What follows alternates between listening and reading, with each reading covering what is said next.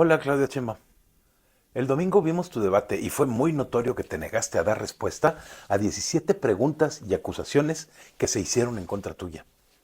No es por molestar, pero yo sí quiero saber qué es lo que te motivó a quedarte callada, porque para mí sí es importante saber si piensas investigar a los hijos del actual presidente una vez que seas electa, si es que lo eres.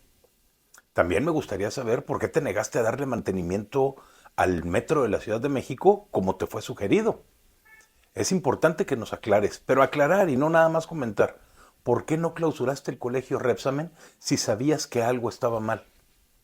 Quiero saber por qué durante la pandemia experimentaste con seres humanos usando ivermectina sin autorización. ¿Por qué no te quejaste cuando a tus gobernados les faltaron las medicinas, los servicios de salud o durante el tiempo que ha durado el abandono de este gobierno? No somos miembros de tu partido quienes te estamos pidiendo tus respuestas. Esos te van a dar su voto sin importar qué hagas o qué digas. Pero nosotros, los que no pertenecemos a ningún partido, queremos saber por qué dejas a los ciudadanos de lado para obedecer ciegamente a un viejito necio cuando tu primera responsabilidad como gobernante somos nosotros.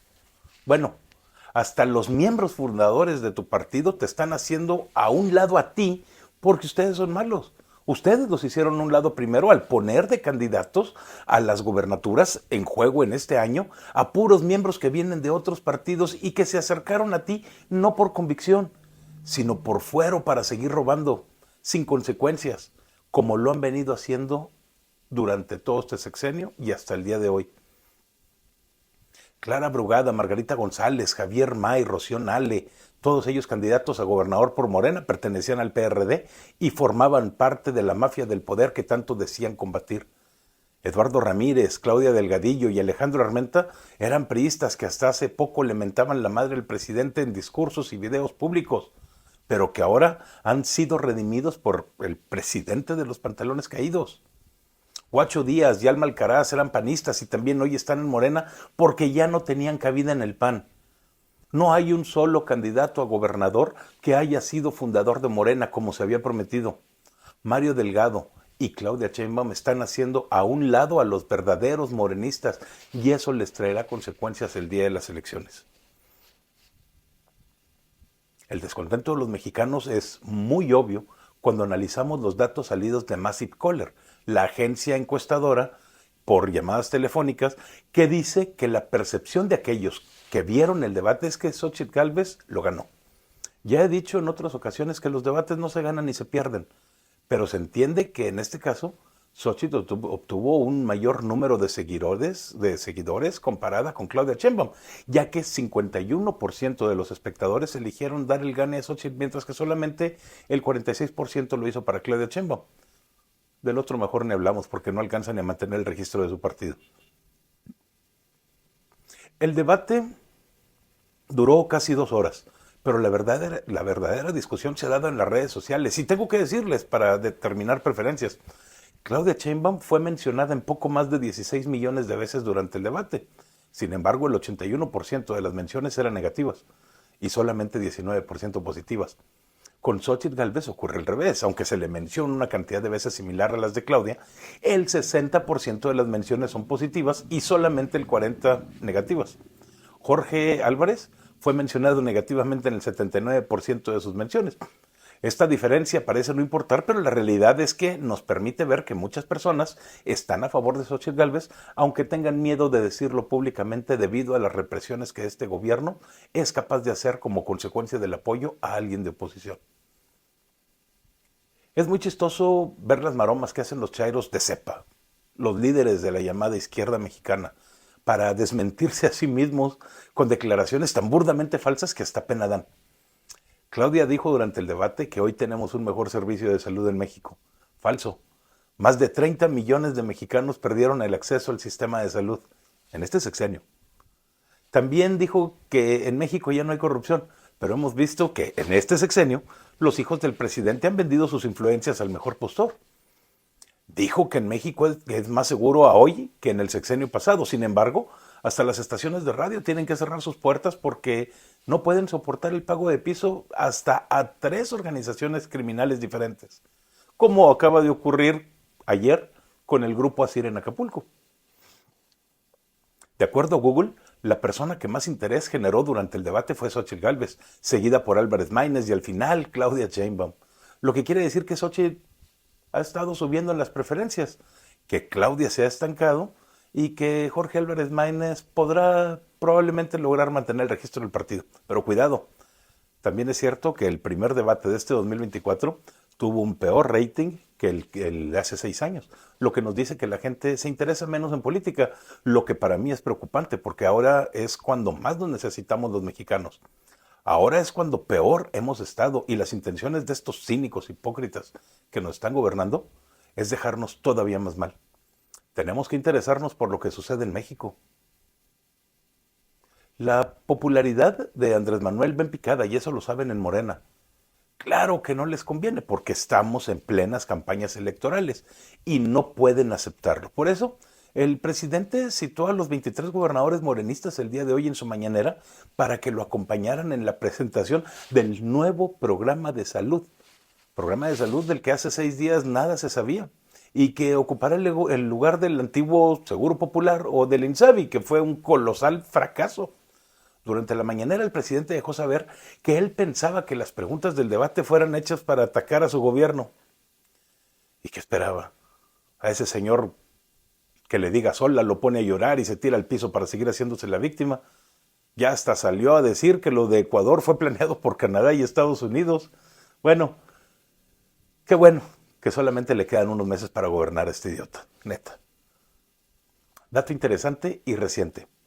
El desmantelamiento del sistema de medicamentos ha provocado un desabasto que en los próximos meses se verá incrementado porque el gobierno de México ya debe 10,000 millones de pesos a los farmacéuticos y estos ya dieron un plazo para dejar de surtir medicinas. Eso es lo que está sucediendo realmente ahorita y son datos duros, no las mentiras que te platica este gobierno. Queda claro que el gobierno está metiendo todo el dinero en la campaña y que aún así Xóchitl Gálvez lleva las preferencias de la gente. Pero los acarreados no van a llegar o no van a dejar de llegar a los eventos de Claudia, aunque al final pues no voten por ella. El calendario de este fin de semana pasado estuvo muy complicado, porque además del debate de anoche, 7 de abril, entre los candidatos a la presidencia de la República, el día de hoy habrá un eclipse que estaré transmitiendo en vivo en mi canal de YouTube, por lo que este video se grabó desde el día sábado 6 en la noche. Mis comentarios sobre el debate los podrán ver el día de mañana. Después de haber aclarado esto, iniciamos. El viernes pasado fuimos testigos virtuales de lo sucedido en la Embajada Mexicana en Ecuador. Los hechos que llevaron a este desenlace son ampliamente conocidos y no vale la pena comentarlos una vez más. Pero en resumen, el gobierno mexicano se la pasa salvándole el pellejo a los peores gobernantes latinoamericanos. Sacaron a Evo Morales de Bolivia, ayudaron a la esposa de Pedro Castillo en Perú y también dieron asilo político al ex vicepresidente Jorge Glass de Ecuador cuando este último estaba acusado de narcotráfico y de corrupción por haber participado en el caso de Brecht, que también tuvo consecuencias en México. El gobierno ecuatoriano, al conocer la posibilidad de que el ex vicepresidente pudiera salir del país, decidió irrumpir en la embajada mexicana, en contra de los compromisos firmados en la Convención de Viena para capturarlo. Y este suceso nos ha permitido darnos cuenta de muchísimas cosas que están sucediendo en México.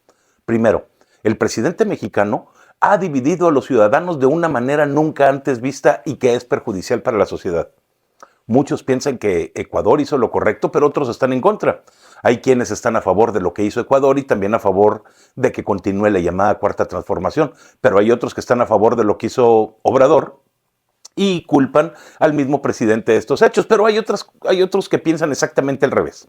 La división de México es impresionante. Me parece muy llamativo que una embajada mexicana pueda ser irrumpida de esa manera. No había seguridad para los diplomáticos ni los trabajadores. La fuerza policíaca penetró en las instalaciones de la embajada casi sin resistencia, y aquellos que se opusieron fueron literalmente sometidos en segundo. No puedo creer que no se haya previsto una situación así, ni que se hayan tomado las medidas para prevenir y contrarrestar lo sucedido. También me llama la atención que muy rápido se tiró el presidente al piso diciendo, miren cómo nos agreden, nosotros somos buenos, ellos son los malos. El papel de víctima de AMLO frente a cualquier situación siempre le ha resultado beneficioso y pues es lo que hizo en esta ocasión, en la primera oportunidad. Sin embargo, no actuó para defender la soberanía nacional en ningún momento. Para que me entiendan mejor, los dos países rompieron sendos tratados que derivaron en estos hechos. Ecuador no podía entrar sin permiso en la embajada mexicana de acuerdo a la Convención de Viena, pero México tampoco podía dar asilo a personas que al tiempo de solicitarlo se encuentren inculpadas o procesadas ante tribunales ordinarios de acuerdo a la Convención de Caracas. Andrés Manuel no debió intervenir en los asuntos internos de Ecuador mediante las declaraciones que hizo el miércoles pasado. Esto ha sido un tremendo desgarriate desde el inicio y el presidente también tiene su parte de culpa, y mucha. De lo único que podemos estar ciertos es que las embajadas mexicanas en el mundo no están preparadas para soportar la intromisión violenta de otros países y que la política exterior de México ha sido un reverendo fracaso. Se cayó la narrativa de que López Obrador era un líder en América Latina, porque ha salido a la luz que en nuestro continente no nos respetan como lo hacían antes. Las imágenes que salieron este fin de semana nos indican que el Estado mexicano fue fácilmente sometido por una fuerza policial sin que nadie de nosotros metiera las manos. Con razón o no, pero nos fuimos sin defendernos. Es notorio que la única razón que tuvo el presidente mexicano para actuar como lo hizo fue defender a un narcotraficante, así como ha hecho en los últimos 5 años en situaciones similares con Panamá, España, Ucrania, Bolivia, Perú, Israel, Argentina e incluso la ONU. Estiró tanto la cuerda que al final terminó rompiéndose y los ecuatorianos sacaron un desplegado que palabras más o palabras menos dice lo mismo que en alguna ocasión dijo el mismísimo presidente Andrés Manuel López Obrador. No me salgan con que la ley es la ley. Pasando a otro tema, también de interés para los mexicanos. El desvío de los recursos del presupuesto nacional en forma masiva hacia los proyectos que para el anciano son primordiales, como el aeropuerto, la refinería, el Tren Maya y Mexicana de Aviación, está dando lugar a lo que muchos habían predicho desde hace mucho tiempo: problemas de mantenimiento. La plataforma ACAL de Petróleos Mexicanos explotó mientras había trabajadores en ella y al momento se habla de 11 muertos, varios heridos y otros más desaparecidos. A las 18 horas del sábado no existían reportes oficiales que dieran certeza a estos números, por lo que pueden haber cambiado en este tiempo. Las estimaciones de extracción de petróleo se tendrán que ajustar en 200,000 barriles de petróleo y 900,000 millones de pies cúbicos de gas al día. Cifras que tan alegremente había dado el presidente al afirmar que ya mero somos autosuficientes. Otra vez, aunque sea una mentira, otra vez.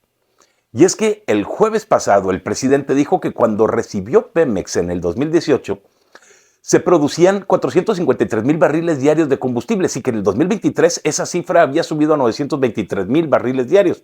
Pero esos datos son falsos o muy engañosos, porque en el 2023 solamente se produjeron más de 250,000 barriles diarios de gasolina y 260,000 barriles de combustóleo.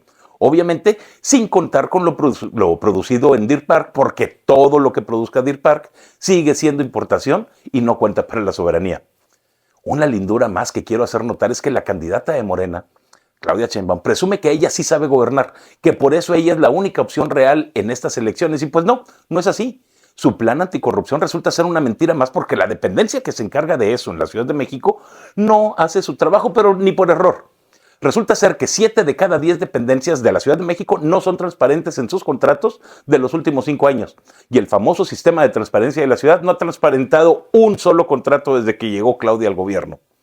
Así que ya saben que tampoco eso se le puede creer.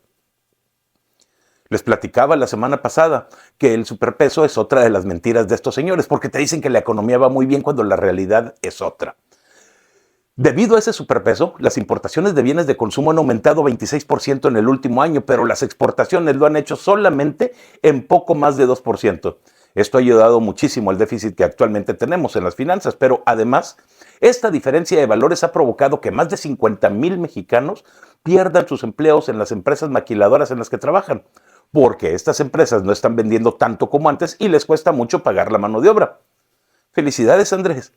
Has logrado que otros 50,000 empleos formales y bien pagados desaparezcan en México. Patético. Les había prometido comentar sobre el primer debate presidencial el día de hoy y aquí les voy. El primer debate presidencial fue malo. La organización y la producción por parte del INE fue malísima porque no pudieron controlar ni siquiera un reloj. Además, mantuvieron a los candidatos sentados todo el tiempo y el formato no les dio la oportunidad de explayarse sobre los temas, ni siquiera para defenderse de los ataques de los contrarios. Esto es válido para todos los participantes.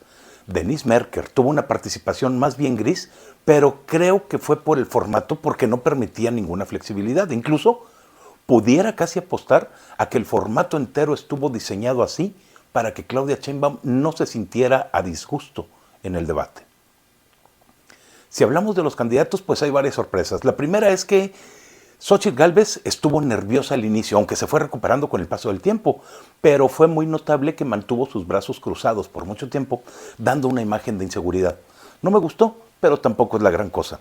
Claudia se veía muy bien entrenada para mantener una sonrisa que desde mi punto de vista era muy cínica, porque sabía que no iba a enfrentar ninguna acusación, ya que se dedicó a desviar la atención y a no contestar las preguntas que le hacían desde los moderadores. Pero la sorpresa más grande es que estuvo un señor de apellido Álvarez que también está participando. En cuanto al desarrollo del debate, la verdad es que quedó a deber. Es cierto que la ventaja se la llevó obviamente la candidata de oposición, Xóchitl Gálvez, pero quedó a deber. Pudo haber hecho más para destruir desde esta noche la narrativa de Claudia porque estuvo llena de mentiras y datos falsos o engañosos, igual que como hace López Obrador. Claudia se negó intencionalmente a responder a las preguntas de la ciudadanía para dedicar ese tiempo a atacar a Xóchitl, y eso fue hecho para no arriesgarse porque sabía que no tenía defensa. Entre los datos y propuestas de gobierno hechas durante el debate, la verdad es que estuvo flojo el desempeño. Xóchitl se limitó a repetir lo que ha venido diciendo desde el inicio, que es mejorar los programas de gobierno para volverlos una inversión y que dejen de representar un gasto para el gobierno. Sin embargo, Claudia continuó diciendo que iba a seguir haciendo exactamente lo mismo que ha venido haciendo López Obrador. E incluso se la pasó dando datos falsos, igual que López Obrador. Entre los que más destacan es la supuesta disminución de los feminicidios en la Ciudad de México, que fue inmediatamente rebatido por Xóchitl, porque si bien las gráficas muestran la disminución, como afirma la candidata oficialista, la realidad es que las desapariciones de mujeres han aumentado en la misma proporción, lo que sugiere que solamente se están clasificando de manera diferente. La candidata de oposición mantuvo que se harán programas sociales, pero que estos deben ser mejorados drásticamente porque ahorita representan un gasto para el gobierno, mientras que se pueden convertir en una excelente inversión a nivel nacional de hacerse las adecuaciones que propone Xóchitl. Claudia mencionó que iba a modificar la Constitución para otorgar mayores derechos a los mexicanos, pero estos derechos ya existen, lo que hace que sus compromisos sean vacíos. Las reformas de ley propuestas por ella son solamente para decir que algo cambió, aunque no cambie absolutamente nada. Sin embargo, cabe destacar que todas las propuestas de esta señora están diseñadas para volver al presidente juez y parte, otra vez, así como en los 70s y 80s. Esto provocó que sus propuestas fueran cínicas y que además se notara su verdadera personalidad de hipocresía con una actitud fría ante los problemas de los mexicanos reales, los de piso, los que viven las consecuencias de las decisiones tomadas al vapor por este gobierno. El nerviosismo de Claudia Sheinbaum fue muy notorio después de la tercera parte del debate. Fue en este momento que Xóchitl se dio cuenta que Claudia estaba contestando de manera vaga e imprecisa, y fue ahí mismo que se relajó. A partir de ese momento la sonrisa de Claudia se volvió fingida, pero Xóchitl Gálvez desplegó una parte de su verdadera personalidad. Claudia quedó como una calcomanía del viejito loco y Xóchitl aprovechó correctamente la oportunidad para posicionarse como una verdadera opción. Aún así, el debate estuvo flojo en general. Otro momento que me gustó mucho es cuando Claudia dijo que iba a acabar con la corrupción y que Xóchitl le contesta que ellos dijeron lo mismo desde la llegada de Andrés Manuel. Sin embargo, la corrupción no ha permitido que haya ninguna transformación. Mintieron al decir que barrerían las escaleras de arriba hacia abajo, y creo que lo que proponen es que Claudia sea la tapadera de todo lo que se han robado en este sexenio. Otro momento destacado es cuando Xóchitl Gálvez propuso resolver el desabasto de medicamentos y los problemas del sector salud. Mientras tanto, Claudia continuó diciendo que estamos muy bien y que todo debe de seguir igual, porque no hay ningún problema, cuando todos sabemos que el INSABI fue un foco de corrupción que terminó por desaparecer porque no daba un solo resultado favorable. Claudia quiso malinformar otra vez, diciendo que los mexicanos estaban más contentos con el IMSS Bienestar que con el Seguro Popular. Sin embargo, esos datos no pueden ser creíbles porque pues en este sexenio más de 30 millones de mexicanos han dejado de tener acceso al sistema de salud solamente en este sexenio. además de la falta de medicinas y espacios para ser atendidos en las clínicas y hospitales. Ante la mención de las pérdidas de vida por la mala administración de Claudia en sus épocas como gobernante en la Ciudad de México, Claudia se mostró fría nuevamente. No atendió un solo dato, ni pudo ser capaz de refutar uno solo de los ataques de Xóchitl al respecto. Se ganó el título de Dama de Hielo. Estos comentarios de la candidata de oposición creo que debieron ser más contundentes, no dejar espacio a que Claudia eligiera contestar o no.